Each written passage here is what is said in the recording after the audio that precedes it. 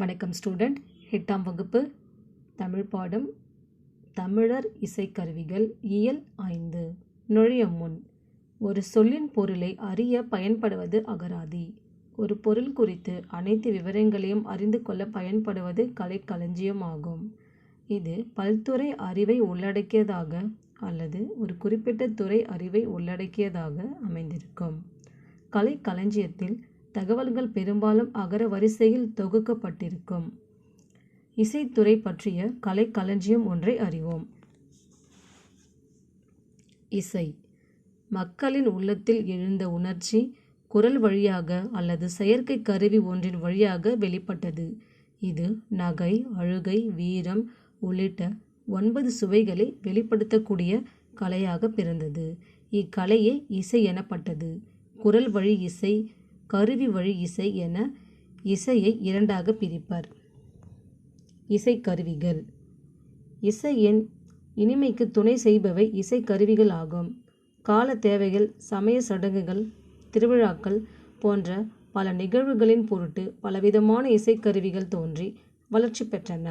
இசைக்கருவிகள் குரல் இசைக்கு மட்டும் பயன்படுபவை, நாடகத்திற்கு மட்டும் பயன்படுபவை, இரண்டிற்கும் பயன்படுபவை என பலவாக தோன்றி கிளைத்தன. இசைக்கருவிகளை இசைத்து பாடல் பாடுவோர் பாணர் எனப்பட்டனர். நல்லியாழ் மருப்பின் மெல்ல வாங்கி பாணன் சூடான் பாடிய அணியாள். புறநானூறு. இசைக்கருவிகளின் வகைகள். இசைக்கருவிகள் தோல் கருவி, நரம்பு கருவி, காற்று கருவி, கஞ்சக்கருவி 4 வகைப்படும். முதல், விலங்குகளின் தோலால் மூடப்பட்டு செய்யப்படும் கருவிகள் தோல் கருவிகள் எனப்படும். எடுத்துக்காட்டு முழவு, முரசு. 2, நரம்பு அல்லது தத்திகளை உடையவை நரம்பு கருவி எனப்படும். எடுத்துக்காட்டு யாழ், வீணை. 3, காற்றை பயன்படுத்தி இசைக்கப்படுபவை காற்று கருவிகள் எனப்படும். எடுத்துக்காட்டு குழல், சங்கு. 4, ஒன்றோடு ஒன்று மோதி இசைக்கப்படுபவை கஞ்சக் கருவிகள் எனப்படும். எடுத்துக்காட்டு சாளரா, சேகண்டி. அடுத்து உடுக்கை. உடுக்கை என்பது இடை சுருங்கிய ஒரு கைப்பறை ஆகும். இதன் உடல் பித்தளையால் ஆனது. வாய்ப்பகுதி ஆட்டுத்தோலால் பொருத்தப்பட்டிருக்கும். ஒரு வாய்களையும் இணைக்கும் கயிறுகள் இடையில் கோக்கப்பட்டிருக்கும். இவற்றின் மீது ஒரு நாடா சுற்றப்பட்டு தொங்கும். வலது வாயின் மீது அடிப்பர். அவ்வப்போது இடையின் மீதுள்ள நாடாவை அமுக்குவர். பெரிய உடுக்கையை தவட்டை என்பர். சிறு உடுக்கையை குடுகுடுப்பை என்பர். தில்லையில் நடனமாடும் நடராசரின் கைகளுள் ஒன்றில் இதனை காணலாம். இறை வழிபாட்டின் போது குறி சொல்லும் போதும் இக்கருவி இசைக்கப்படுகிறது. தண்டுக்கை, தாளக்கை சாரநடம் பயில்வர். சம்பந்த தேவாரம்.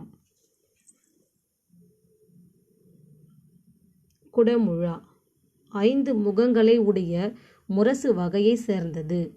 குடமுழா ஒரு பெரிய குடத்தின் வடிவில் 5 வட்ட வடிவ வாய்களுடன் அமைத்திருக்கும்.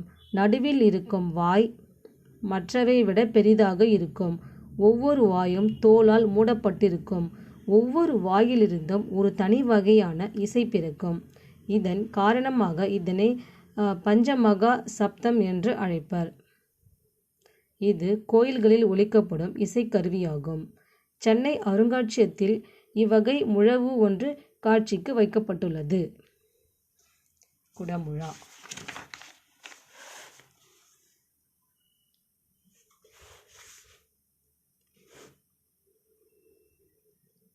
குழல் வகை காற்றுக்கருவி. காடுகளில் வளரும் மூங்கிலில் வண்டுகள் துளையிடும்.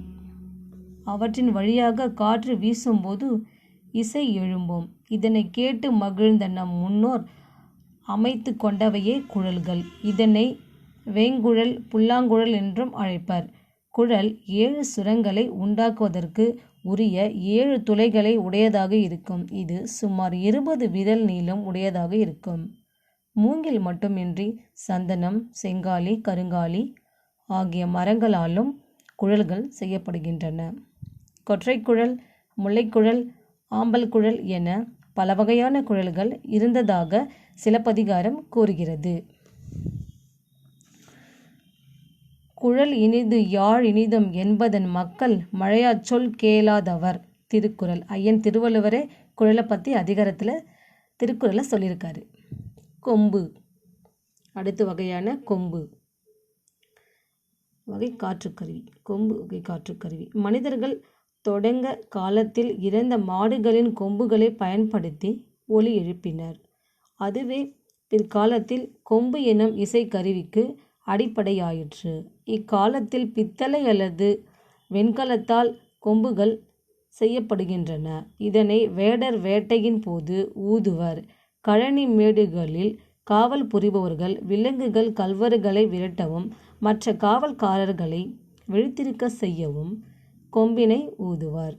ஊதும் கொம்பு எக்காலம், சிங்கநாதம், துத்தரி போன்ற பல வகையான கொம்புகள் இக்காலத்தில் திருவிழா ஊர்வலங்களின் போது இசைக்கப்படுகின்றன. அடுத்து சங்கு. இஃது இயற்கை கருவி. கடலில் இருந்து எடுக்கப்படுவது. வளமாக சுழிந்து இருக்கும் சங்கை வலம்புரி சங்கு என்பர். சங்கின் ஒலியை சங்கநாதம் என்பர். இலக்கியங்களில் இதனை பணிலம் என்றும் குறிப்பிடப்பட்டுள்ளனர். கோயில் திருவிழாக்களின் போது சமய சடங்குகளின் போதும் சங்கு முழங்கும் வழக்கம் உண்டு. சங்கொடு சக்கரம் ஏந்தும் தடக்கையன் பங்கைய கண்ணானை பாடலோர் என்பவாய். திருப்பாவை.